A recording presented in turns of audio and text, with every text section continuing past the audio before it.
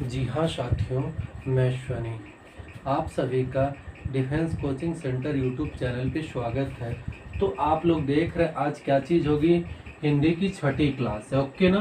तो आज हम लोगों को देखना है व्युत्पत्ति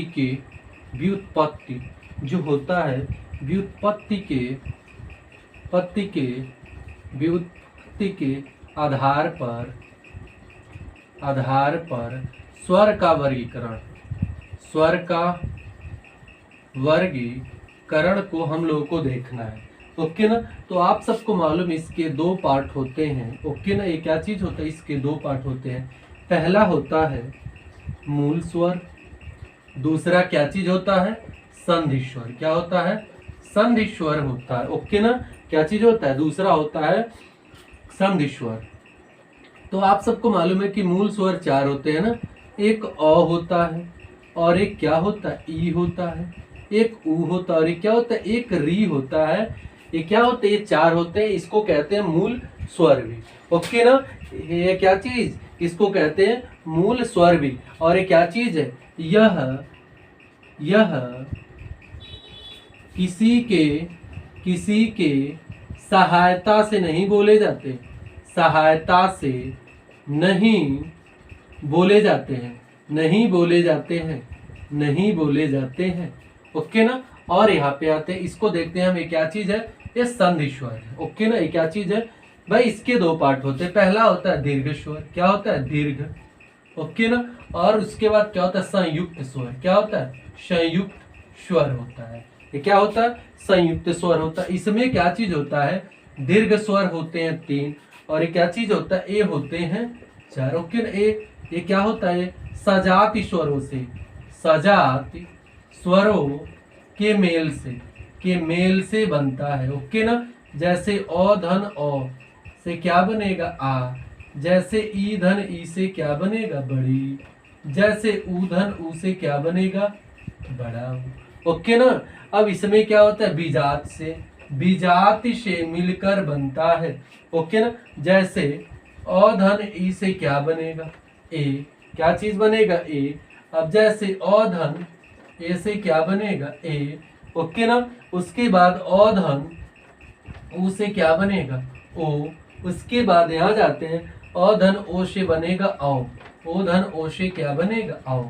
यही होता है। ये क्या चीज होता है, यह तैयार होता है। औ इसको कहते हैं औ, जो कि बेहद इंपॉर्टेंट है। तो आप सबको मालूम होता है कि मूल स्वर इतने होते हैं, इसके क्या होते हैं, स्वर के इसके क्या होते हैं, दो होते हैं पार्ट। एक होता है दीर्घ स्वर, 3 होते हैं। एक होता है संयुक्त स्वर होते हैं, जैसे ए ओ आओ। ओके ना। ये चीज होते हैं। चलिए इसके बाद आते हैं हम लोग, अब देखते हैं थोड़ा अलग पार्ट पे। चलिए आप सबको मालूम है कि मूल रूप से यानी किसको बोलने के आधार पर, यानी कि ध्वनि के साउंड पे इसको देखते हैं। इसके 3 पार्ट होते हैं। पहला ह्रस्व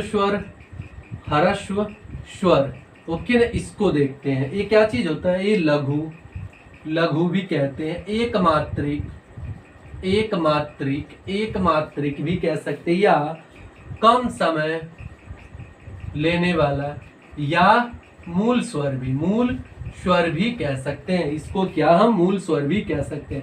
इसमें क्या आता है, ओ आता है, फिर ई आता है, फिर छोटा हो, फिर क्या आता है, ऋषि आता है। ओके ना।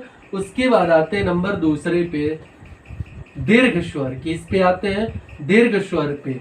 ओके ना। ये क्या होता है, मूल स्वर यानी कि ह्रस्व स्वर से दुगुना समय लेता है। जैसे आ, फिर ई। ओके ना। फिर ऊ, फिर क्या हो गया, ए, फिर ए, फिर ओ, फिर औ। ओके ना। यानी कि 4 को छोड़ करके शेष 7 क्या हो जाएंगे हमारे, दीर्घ स्वर। उसके बाद आते हैं नंबर 3 में, क्या होते हैं, इसको कहते हैं पुलुप्त। में क्या चीज होता है, इसका उपयोग होता है नाटक मंच के लिए उपयोग होता है। जैसे क्या होता है, यह जो हमारा ऊपर का सबसे पहला है ह्रस्व का का 3 गुना समय, 3 गुना समय लेता है। ओके ना। जैसे इसका एग्जाम्पल क्या चीज होता है, इसका एग्जाम्पल आपको जानना चाहिए जो कि बेहद इंपॉर्टेंट है। ऐसे नहीं होता है जैसे आप लोग नाटक पर सुनते हैं राम, ओके ना, चाहे सीता, ऐसे नहीं होता है सीता। तो ये क्या चीज होता है, ये इसको कहते हैं, हम कह सकते हैं पुलुप्त स्वर के एग्जाम्पल, या चाहे यही हमारे क्या है पुलुप्त स्वर है। और क्या चीज होता है, इसमें मूल स्वर से 3 गुना समय लगता है। यानी किसको क्या होता है, हो सकता है संबोधन के लिए इसका उपयोग किया जाता है, इसका उपयोग किया जाता है। ओके ना। इसका वो कहाँ पे होता है उपयोग, संबोधन के लिए इसका उपयोग किया जाता है। ओके ना। इसके बाद आते हैं हम लोग अब व्यंजक पे। कहाँ पे आते हैं, व्यंजक, जो उसमें था इंपॉर्टेंट वो तो हो गया ना। इसके बाद आते हैं हम लोग व्यंजक पे। ओके ना। चलिए इसमें लिखते हैं वे ध्वनियाँ जो स्वरों की सहायता से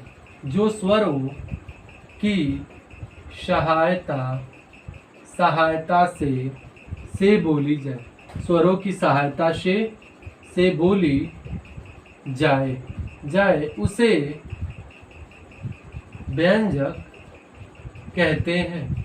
उसे क्या कहते हैं, उसे व्यंजक कहते हैं। ओके ना। यदि पूछ दे शुद्ध व्यंजक तो क्या कहेंगे 33, लेकिन पूछ दे टोटल या कुल व्यंजक तो क्या कहेंगे 39 कहेंगे। यही कहेंगे ना, ये क्या कहेंगे 39। सब उच्चारण के आधार पर, अब क्या चीज, उच्चारण के आधार पर व्यंजक 4 तरह के होते हैं, चाहे 4 तरह के चाहे प्रकार के होते हैं। चलिए तो इसमें हम सबसे पहला देखेंगे स्पर्शी व्यंजक। क्या चीज, स्पर्शी व्यंजक हम सबसे पहला क्या चीज देखेंगे। चलिए ये क्या चीज होते हैं, A25 होते हैं। ओके ना। तो आप सबको मालूम है कि क, ख, ग, घ, अंग। ओके ना। उसके बाद क्या होता है च, छ, ज, झ, इया। ओके ना।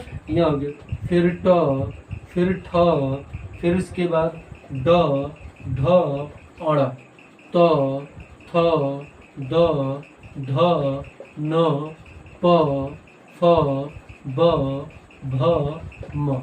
यानी कि एक क्या चीज होता है, इसको हम एक ट्रिक से भी याद कर सकते, KTM 2, KTM 2 से भी, यानी कि के से इसको कंठ से, ओके ना, किससे कंठ से, तो से तालु से, फिर म से मूर्धन्य से, फिर डी से क्या हो जाएगा दंत से या दांत से, ओ से क्या हो जाएगा ओष्ठ से। ओके ना।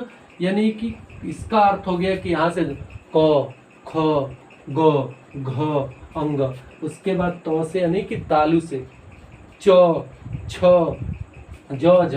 अब यम से मूर्धन्य का अर्थ होता है यानी कि जीभ हमारी क्या करे, मूव करे, यानी कि घूमे, ट, ठ, ड, ढ, यानी किसमें क्या आ रहा है, जीभ का हमारा मूव होना होता है, यानी किसमें जीभ हमारी घूमती है। ओके ना। अब आते यहाँ से, इसको क्या कहेंगे, ये दांत से है ना, त, थ, द, और यहाँ पे प, फ, ब, भ, म, यह टाइप होता है और ये 25 होते हैं। ये पहला टाइप रहा। उसके बाद आते हैं हम लोग अब दूसरे टाइप पे, यानी कि दूसरा टाइप क्या कहता है, अंत्यस्त व्यंजक, यस्त व्यंजक, अंत्यस्त व्यंजक। ओके ना। ये क्या चीज होता है, यह क्या होता है अंत्यस्त व्यंजक। ओके ना। क्या होता है अंत्यस्त व्यंजक, क्या हो गया हमारा अंत्यस्त व्यंजक, हम इसको लिखेंगे। ओके ना। क्या हो गया हमारा अंत्यस्त व्यंजक के रूप में भी हम इसको जान सकते हैं। ओके ना। चलिए ए आप सबको मालूम है ए सघोष भी होता, आगे हम लोग सीखेंगे। चलिए, य र ल व ये सब क्या है हमारे अंत्यस्थ में। अब तीसरा आते हैं उष्म व्यंजन। उष्म यानी कि बोलने से इसको क्या निकले, क्या गर्मी टाइप, यानी कि स बड़ा श, फिर ख बोलने से ना, फिर श, फिर ह, यानी कि बोलने से क्या निकले गर्मी यानी कि उष्मा। उसके बाद आते हैं नंबर 4 पे, इसको संयुक्त व्यंजक क्या कहते हैं। संयुक्त व्यंजक आपको मालूम होना चाहिए, यानी कि छत्र, फिर त्र, फिर क्या ज्ञ, फिर स्र है, क्या है स्र है। ओके ना। तो इसका पूछता इसका मेल, क्या चीज पूछता है, इसका पूछता इसका मेल की आखिर में कैसे बना है हमारा छत्र। तो यहाँ पे आधा क ध्यान आना चाहिए, यहाँ पे ख होता है। ओके ना। अब त्र में क्या होता है, तो आधा और र, फिर ज्ञ में क्या होता है, यहाँ पे ज और इया क्या होता है, ज और इया होता है। फिर यहाँ पे स्र है, यहाँ पे क्या हो गया स्र हो गया ना, तो स और र से क्या बनता है स्र, जो कि यह बेहद इंपॉर्टेंट है, यहाँ से क्वेश्चन पूछा जा चुका है यूपी पुलिस में। ओके ना, जो कि बेहद इंपॉर्टेंट होते हैं। चलिए, यह तो बहुत इंपॉर्टेंट हो गया। ओके ना। उसके बाद लिखते हैं कि ह क्या होता है। ह को क्या कहते हैं, ह को कहते हैं यह स्वर तंत्रीय, स्वर तंत्रीय, स्वर तंत्रीय या काकल्य कहते हैं, काकल्य द्वारा बोली जाती है। अब वश्चर्य, वश्चर्य को हम क्या कहते हैं, दंत मूल, दंत मूल यानी कि दांत, या मसूड़ों को, मसूड़ों को छू कर बोले, छू कर बोले चाहे निकले। ओके ना। यहाँ आते हैं, ऐसे क्या आ गया स अर अल, सरल क्या हो गया दंत या वश्चर्य हो गया। अब आ जाइए अर्ध स्वर पे, अर्ध स्वर की बात कर लेते हैं। ओके ना। क्या आ जाते हैं अर्ध स्वर पे, यह य या व। ओके ना। यण भी होता है, यण, यण भी कह लेते हैं, यण भी होता है। ओके ना। अब उसके बाद आते हैं हम लोग अब दंत ओष्ठ, दंत ओष्ठ यानी कि दांत से भी और ओष्ठ से भी जो निकले उसको क्या कहेंगे हम लोग, दंत ओष्ठ, यानी कि व आ फ भी होता है। ओके ना। अब उसके बाद आते हैं हम लोग पाश्चर्विक, पाश्चर्विक, पाश्चर्विक। ओके। इसमें क्या होता है, इसमें वायु जीभ के बगल से निकले यानी कि ल होता है। इसमें क्या होता है ल होता है, इसमें होता है ल। अब लिखिए लुंठित, क्या होता है लुंठित, देखते हैं। इसके बाद आते हैं ये जीभ के कंपन से यानी कि र।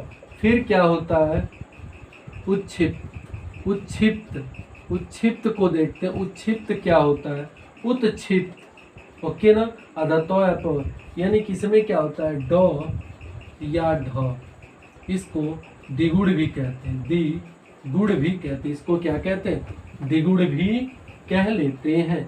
ओके ना।